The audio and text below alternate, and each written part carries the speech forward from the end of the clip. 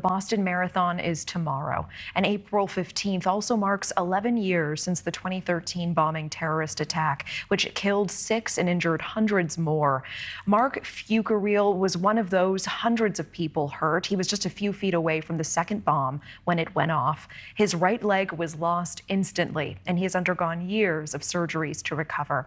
And Marc joins us now to talk about what happened that day and also how he's used what's happened to him on a new mission. Marc, thanks so much for joining us tonight. Hey, thank you for having me. And Marc, I know it must be tough to recall. Can you tell us what you remember from that day? I remember a lot. A lot of pictures and video remind me of everything that kind of happened that day. We went to support a friend of ours who was running in honor of soldiers he served with. He's a Marine, and a group of us went to support him.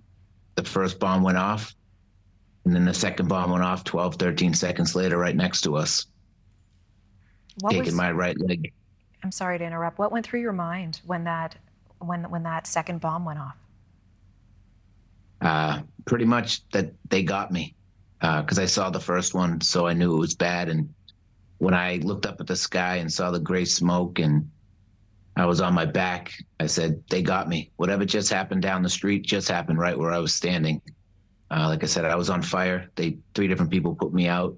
My right leg was amputated instantly. And yeah, I was blessed and lucky to be alive. Did you think that you were going to survive as it was happening? I just kept saying I wanted to see my boy. I had a 5-year-old boy at the time. Now he's 16. And I just kept thinking of him. You know, I really don't think I was going to die because I didn't feel anything.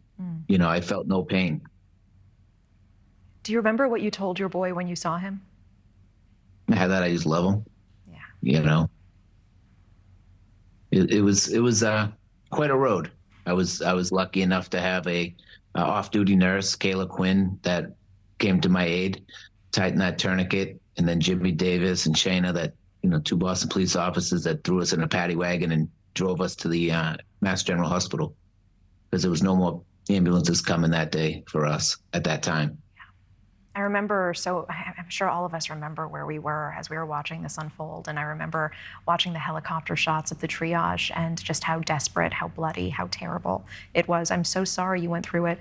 I'm so grateful for your recovery. Tell me what this process has looked like, the resilience that you have, the way you want to help others, and what's on your mind given the 11th anniversary coming up tomorrow.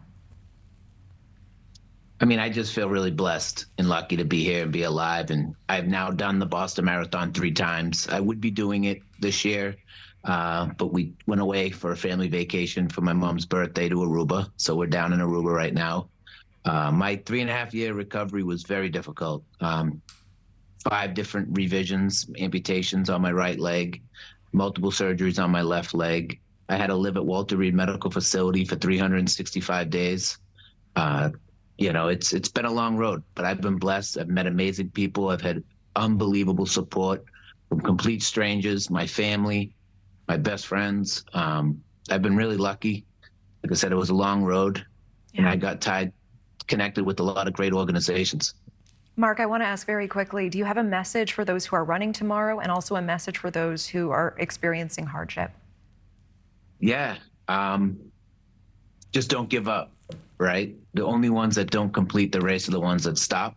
And that's the same with life, right? You're facing challenges. Focus on what you can control, not what you can't control. I always look towards the future. I don't worry about my leg because it's not going to grow back. I just worry about helping people and doing that through numerous different organizations. I have my own nonprofit, the Remarkable Foundation, as well as the MARC Network, the Mobility Awareness Resource Community that I'm building.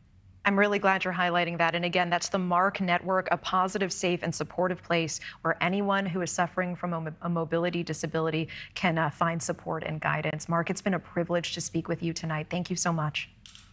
Thank you.